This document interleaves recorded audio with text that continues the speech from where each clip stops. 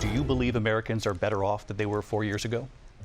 So I was raised as a middle-class kid. My mother raised my sister and me. Kamala Harris was all about your family, all about what's happening to America's working families, to America's middle class. Someone who worked at McDonald's, someone who understands what it's like to be in the middle class.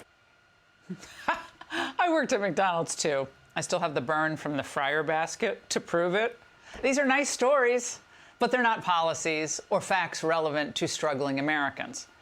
But what about the headlines? I know what you're saying. Consumer prices grew by their slowest rate in 3 years. That was a headline yesterday.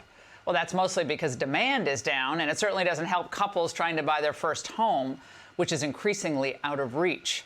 Plus, overall inflation, it's still up almost 20% since Biden and Harris took office. Food's up 21.8%, rent's up 22.8%, car insurance, oh my gosh, up 55%. I can attest to that. Inflation is highest, by the way, in Chicago, New York, Detroit, and Philly. What do they all have in common? So Kamala raised working class. That's great.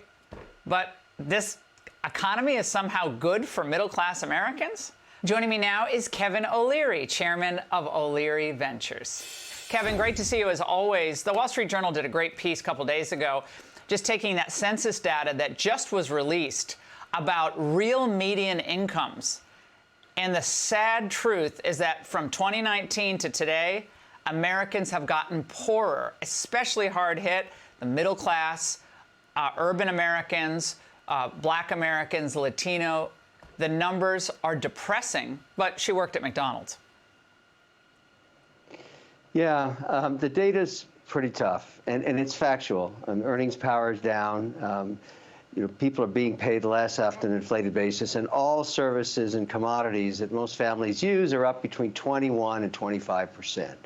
So that is actually probably the most important aspect of this race is how's that going to get fixed? It's the economy. It's always the economy. You know that classic line, it's the economy, stupid? Well, it is the economy.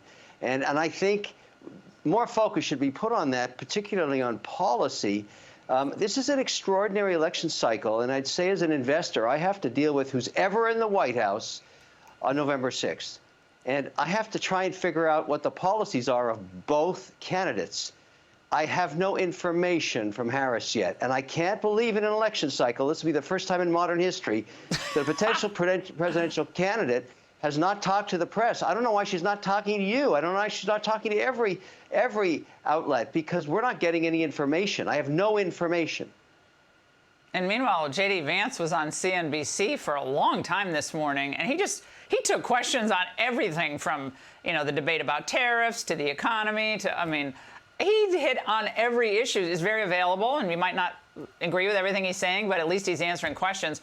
And Kevin, during that debate, by the way, that everyone's still talking about, Kamala Harris cited Goldman Sachs, claiming that her plan would strengthen the economy. But the Goldman Sachs CEO was asked about this today. Watch. A lot more has been made of this than should be. What it showed is the difference between the sets of policies that they put forward was about 0.2%. Okay, so economy grows. Okay, if you took these particular sets of policies they looked at, and by the way, we have no idea whether these policies, these things that are talked about, will ultimately be implemented. This blew up into something that's bigger than what it was intended to be. Well, it was an individual analyst. It wasn't a Goldman Sachs proclamation. I guess people do that in these types of settings, but that wasn't all that convincing as an endorsement of a policy that you said you can't really even dissect. I'm worried about something else far more important, and I think everybody in this election, regardless of who you want to vote for, should think about this.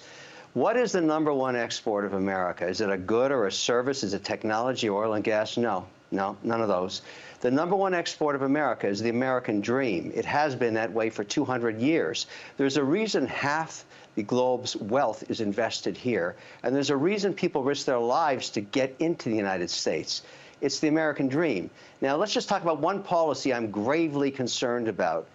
Taxing uncapitalized gains, which destroys capital formation. The reason people come here and why they invest here is to deploy their capital. Now, I got to know what that's about. Is that even a realistic idea? I can't believe that, because that would basically decimate the American dream. So if that's a reality, if that's a real policy, and I wish somebody would ask both candidates what their plans are on taxation, because a 28% corporate tax rate, in the addition to state taxes, would make America very uncompetitive in the G20. And we'd start losing companies like we did when the taxes were that high. They all went to Ireland, particularly the pharma companies. I ask everybody to remember that. Policy matters. So start asking your candidates about policy. It doesn't matter in terms of kumbaya or how you feel about this or that. What matters is policy, and we don't have any. So I'm really concerned. I need those two things I need to know. Well, I think those Kevin, are very important. Yeah, I think Trump's policies are pretty clear. I mean, it's basically the policies he did before, and he was going to cut taxes. So, but I would agree with you. Unrealized capital gains, taxing that, we are over if that happens. Kevin, thank you. Wonderful to see you as always. Hey, Sean Hannity here. Hey, click here to subscribe to Fox News YouTube page and catch our hottest interviews and most compelling analysis. You will not get it anywhere else.